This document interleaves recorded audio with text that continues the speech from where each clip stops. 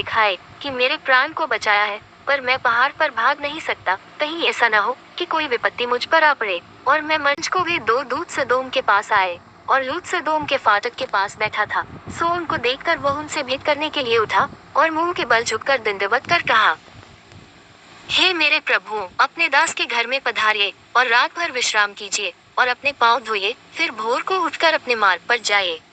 उन्होंने कहा, नहीं, हम चौकी में रात बिताएंगे। और उसने उनसे बहुत विनती करके उन्हें मनाया। सो वे उसके साथ चलकर उसके घर में आए, और उसने उनके लिए जेवनार तैयार की और बिना खमीर की रोटियां बनाकर उनको खिलाई।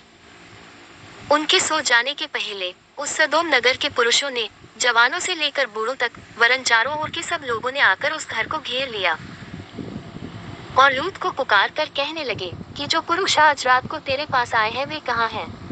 उनको हमारे पास बाहर ले आ कि हम उनसे भोग करें। तब लूत उनके पास द्वार के बाहर गया और किवाड़ को अपने पीछे बंद करके कहा, हे मेरे भाइयों, ऐसी बुराई न करो। सुनो, मेरी दो बेटियां हैं जिन्होंने अब तक पुरुष का मुंह नहीं देखा। इच्छा हो तो मैं उन्हें तुम्हारे पास बाहर ले आऊं, और तुमको जैसा अच्छा लगे वैसा व्यवहार उनसे करो, पर इन पुरुषों से कुछ न करो, क्योंकि ये मेरी छत के तले आए हैं। उन्होंने कहा, हट जा। फिर वे कहने लगे, तू एक परदेशी होकर यहाँ रहने के लिए आया, पर अब न्याय भी बन बैठा है। सो अब हम उनसे भी अधिक तेरे साथ बुराई करेंगे। और वे उस पुरुष लूत को बहुत दबाने लगे और किवाड़ तोड़ने के लिए निकट आए। तब उन पाहुनों ने हाथ बढ़ाकर लूत को अपने पास घर में खींच लिया और किवाड़ को बंद कर दिया। और उन्होंने क्या छोटे क्या बड़े सब पुरुषों को जो घर के द्वार पर थे अंधा कर दिया। सो वे द्वार को टटोलते टटोलते थक गए। फिर उन पाहुनों ने लूत से पूछा, यहाँ तेरे और कौन कौन है?